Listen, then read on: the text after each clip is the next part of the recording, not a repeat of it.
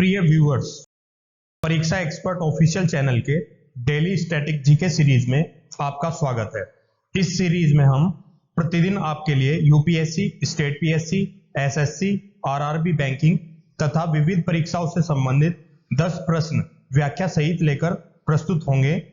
हम आशा करते हैं कि ये प्रश्न आपकी परीक्षाओं की तैयारी में सहायक सिद्ध होंगे। चलिए शुरू करते हैं पहले क्वेश्चन से।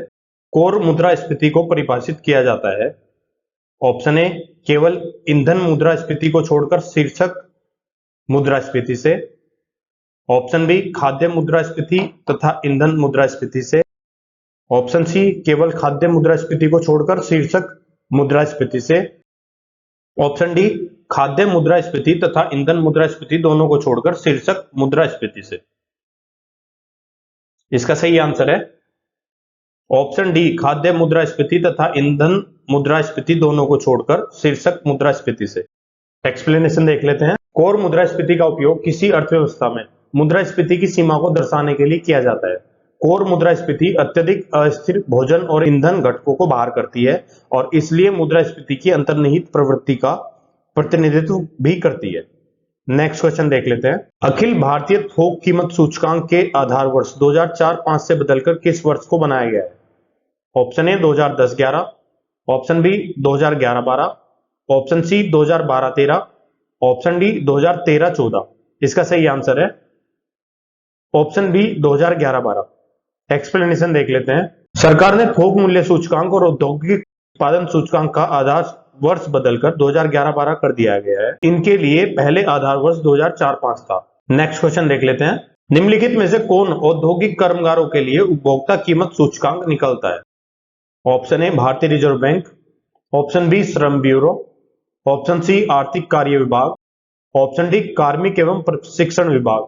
इसका सही आंसर है ऑप्शन बी, श्रम ब्यूरो। एक्सप्लेनेशन देख लेते हैं। औद्योगिक कर्मगारों के लिए उपभोक्ता कीमत सूचकांक श्रम ब्यूरो निकालता है। श्रम एवं रोजगार राज्य मंत्री संतोष कुमार गंगवार ने हाल ही में वर्ष 2016 के आधार पर औद्योगिक श्रमिकों के लिए उपभोक्ता मूल्य सूचकांक की नई श्रृंखला जारी की है।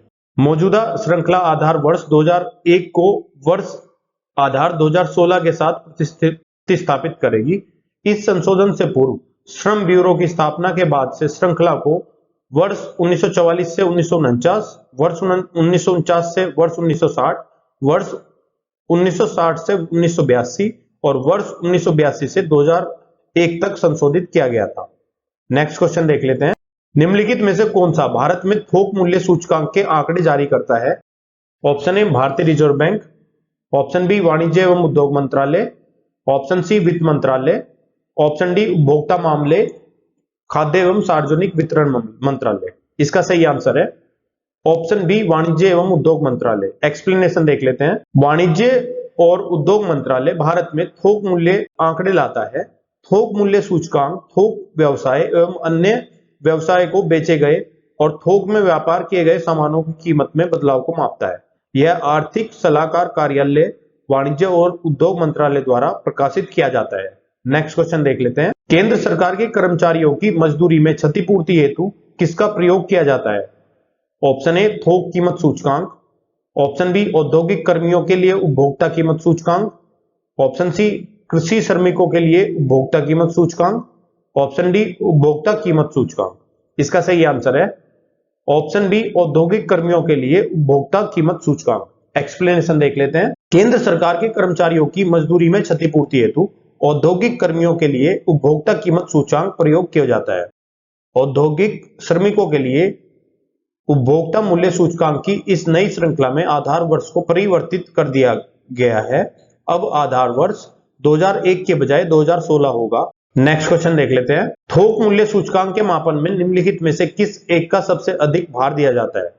ऑप्शन ए, खाद्य पदार्थ क्षेत्र, ऑप्शन बी, ईंधन और विद्युत, ऑप्शन सी, विनिर्मित उत्पाद, ऑप्शन डी, उपयुक्त में से कोई नहीं। इसका सही आंसर है ऑप्शन सी, विनिर्मित उत्पाद। एक्सप्लेनेशन देख लेते हैं। थोक मूल्य सूचकांक के मापन में विनिर्मित उत्पाद को सबसे अधिक भार दिया जाता है। भारत सरकार द्वारा थोक मूल्य सूचकांक के मापन में विनिर्मित उत्पाद को सबसे अधिक भार दिया जाता है। भारत सरकार द्वारा थोक मूल्य सूचकांक आधारित मुद्रास्फीति के आंकड़े जारी किए गए हैं। इन आंकड़ों के मुताबिक थोक महंगाई दर नवंबर 2021 में दोहरे अंकों में दर्ज की गई। देश की थोक महंगाई दर भारत में इस साल 2021 के नवंबर माह में थोक महंगाई दर बढ़कर रिकॉर्ड 14.23% पर जा पहुंची थी। विनिर्मित सामान स्वयं प्रयोग के लिए हो सकते हैं या बेचने के लिए। विनिर्माण के अंतर्गत हस्तकला से लेकर उच्च तकनीकी तक बहुत सी मानवीय गतिविधियां आ जाती हैं, किंतु इस शब्द का प्रयोग प्राय औद्योगिक उत्पादन के अर्थ में किया जाता है, जिसमें कच्चा माल बड़े पैमाने पर तैयार माल में बदला जाता है। नेक्स्ट क्वेश्चन देख लेते हैं। निम्नलिखित में से किसको उत्पादन कीमत सूचकांक द्वारा मापा जाता है? ऑप्शन ए, उत्पादित वस्तुओं एवं सेवाओं की कीमत के मामूली परिवर्तन को। ऑप्शन बी, उत्पादित वस्तुओं एवं सेवाओं की कीमत में कुल परिवर्तन को। ऑप्शन सी, उत्पादित वस्तुओं एवं सेवाओं की कीमत के औसत परिवर्तन को। ऑप्शन डी, उपयुक्त में से कोई नहीं। इसका सही आंसर है ऑप्शन सी, उत्पादित वस्तुओं एवं सेवाओं की कीमत के औसत परिवर्तन को। एक्सप्लेनेशन देख लेते हैं। उत्पादित वस्तुओं एवं सेवाओं की कीमत के औसत परिवर्तन को उत्पादन कीमत सूचकांक द्वारा मापा जाता है। एक उत्पादक मूल्य सूचकांक एक मूल्य सूचकांक है जो घरेलू उत्पादकों द्वारा उनके उत्पादन के लिए प्राप्त कीमतों में औसत परिवर्तन को मापता है। खर्च के एक हिस्से के रूप में निर्मित वस्तुओं में लगातार गिरावट से इसका महत्व कम हो रहा है। अमेरिका में उत्पादक मूल्य सूचकांक को 1978 तक थोक मूल्य सूचकांक या YPI के रूप में जाना जाता है। PPI श्रम सांख्यिकी ब्यूरो द्वारा प्रकाशित सांख्यिकी डाटा की सबसे पुरानी निरंतर प्रणालियों में से एक है। नेक्स्ट क्वेश्चन देख लेते हैं। भारत में सार्वजनिक क्षेत्र के बैंकों का हाल ही में किए गए एकीकरण के निम्नलिखित में से कौन से लाभ होंगे? नंबर 1, पूंजी तक आसान पहुंच। 2, बाजार हिस्सेदारी बढ़ाना। 3, पैमाने की मितव्यता। नीचे दिए गए कूट का प्रयोग कर सही लाभों का चयन। ऑप्शन ए, केवल 1 और 2। ऑप्शन बी, केवल 1। ऑप्शन सी, 1, 2 और 3। ऑप्शन डी, केवल 2। इसका सही आंसर है ऑप्शन सी, 1, 2 और 3। एक्सप्लेनेशन देख लेते हैं। भारत सरकार के स्वामित्व वाले 10 बैंकों का 4 बड़े बैंकों में विलय कर दिया जाएगा।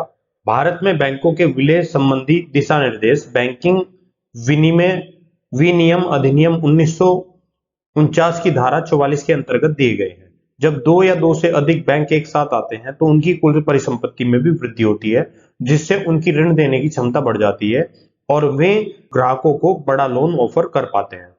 बैंकों के मध्य चल रही नकारात्मक प्रतिस्पर्धा समाप्त हो जाती है। सरकार पर सार्वजनिक बैंकों के वित्तपोषण का बोझ कम हो जाता है। बैंकों की संख्या जितनी कम होती है उन पर नियंत्रण करना ही उतना ही आसान होता है।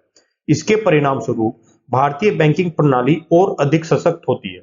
बैंकों के विलय से उनकी परिचालन लागत में भी कमी आती है। इसके प्रभाव से बैंकों का NPA प्रबंधन और अधिक कुशल हो जाता है। विलय से बैंकों की कार्य कुशलता में भी वृद्धि देखी जाती है। यह सार्वजनिक क्षेत्रों के बैंकों को बिना राज्य के कोष की मदद लिए और अधिक संसाधन जुटाने में मदद करता है। बैंकों के विलय से बैंकिंग सेवाओं का दायरा भी बढ़ जाता है और ग्राहकों को देश भर में आसानी से बैंकिंग सेवाएं मिल जाती हैं। भारत का सार्वजनिक क्षेत्र में सबसे बड़ा वाणिज्य बैंक है। Option A, bank of India. Option B, central bank of India. Option C, state bank of India. Option D, union bank of India. इसका सही आंसर है option C, state bank of India. Explanation देख लेते हैं। SBI देश का सबसे बड़ा वाणिज्यिक बैंक है और इसका 200 वर्षों पुराने का इतिहास है। SBI संपत्ति जमा, लाभ, शाखाओं, ग्राहकों और कर्मचारियों आदि के मामले में भारत का सबसे बड़ा बैंक। 1955 में इंपीरियल बैंक ऑफ इंडिया का राष्ट्रीयकरण किया गया और भारतीय स्टेट बैंक अधिनियम 1955 के अनुसार इसका नाम बदलकर स्टेट बैंक ऑफ इंडिया कर दिया गया। नेक्स्ट क्वेश्चन देख लेते हैं। निम्नलिखित में से कौन सा सुमेलित नहीं है? ऑप्शन ए, ICICI की स्थापना जनवरी 1955। ऑप्शन बी, IDBI की स्थापना जुलाई 1964। ऑप्शन सी, IFCI की स्थापना जुलाई 1948। ऑप्शन डी, लीड बैंकिंग योजना जुलाई 1967। इसका सही आंसर है ऑप्शन डी, लीड बैंकिंग योजना जुलाई 1967। एक्सप्लेनेशन देख लेते हैं। भारत में लीड बैंकिंग योजना 1969 में गाडगिल समिति की सिफारिश पर शुरू की गई। लीड बैंक योजना के अंतर्गत प्रत्येक जिले के लिए किसी एक बैंक को लीड बैंक घोषित किया जाता है। वह बैंक जिसे उस क्षेत्र में लीड बैंक घोषित किया गया होता है वो उस जिले में ऋणों की योजना बनाने, वित्त प्रबंधन करने तथा अन्य विशिष्ट वित्तीय कार्यों के निर्वहन में दूसरे बैंकों की मदद करता है। प्रिय व्यूअर्स, हम आशा करते हैं कि ये वीडियो आपको अच्छी लगी होगी। कृपया अपने फीडबैक एवं सजेशंस कमेंट बॉक्स में दें। हम आपके सजेशंस के अनुसार वीडियो को और बेहतर बनाने का प्रयास करेंगे। इस वीडियो की पीडीएफ प्राप्त करने के लिए आप हमारे टेलीग्राम चैनल से जुड़ सकते हैं, जिसका लिंक वीडियो के डिस्क्रिप्शन में दिया गया है। आप हमारी वेबसाइट www.parikshaexpert.com पर जाकर किसी भी एग्जाम की टेस्ट सीरीज ज्वाइन कर सकते हैं।